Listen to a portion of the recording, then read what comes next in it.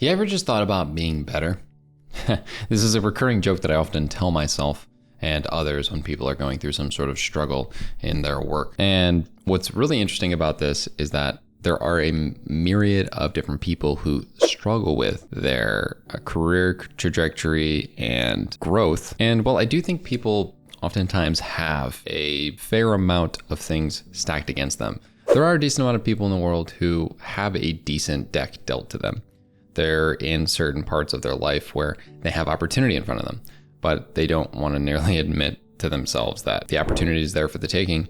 They just have to work harder than their competition. There's a concept called extreme ownership that is famously peddled by people like Jocko Willink, who's a former Navy SEAL, and one of my new and most inspired people I'm a fan of, which is Alex Hormozy. And he talks about this concept of extreme ownership because at the end of the day, when it comes to whatever you're doing in your day-to-day, whether it's trying to be productive, whether it's trying to get a new promotion at work, trying to start your own business, the majority of the time, it seems like people do focus on doing other things rather than focusing on being the best they can be at that thing. And what I mean by this is if for some reason you don't get a promotion, it does seem like the new default thing in today's society is to lack accountability and ownership and say, yeah, my boss really screwed me over. The company really screwed me over. So there are two things that can be true at once. One, it can be true that a company did in fact not give you the monetary compensation back for the work that you did. That is one truth that it can exist. But a second truth that can exist at the same time is the fact that you are aware of the fact that the company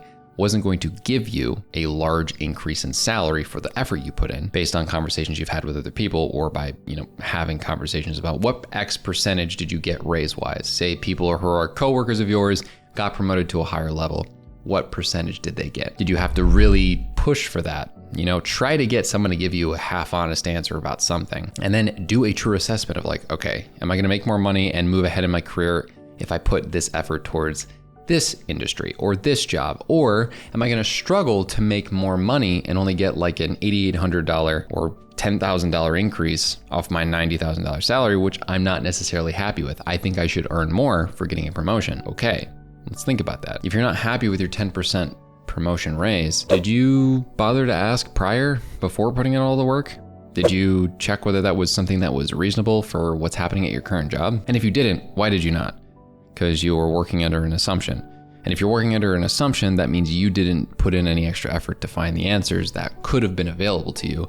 Hence, did the company quote screw you? No, you weren't aware of the thing that's very possibly accurate in the reality that we live in, which in fact would be your fault for not asking. Now, unless you tried and gave every single shot you could towards figuring out what was the compensation that was going to happen after you did this, then truthfully, it is in that situation your fault for not knowing you were only going to get that raise. And if you believe that you could have just Ubered at night and not spent the extra effort at the day job and would have been happier, or you could have started a side business which would have made you more than $10,000, which I can guarantee you if you're doing a service-based business or something like that, you would make more money doing that. This is the kind of thing you got to consider. Being unaware and then blaming the circumstances is just as bad as not doing anything, because the circumstances we have in real life exist. And I noticed this a lot when I was in the workforce, and it's just like, so you didn't know prior? You didn't ask prior? I got screwed over, I thought, by my college because I put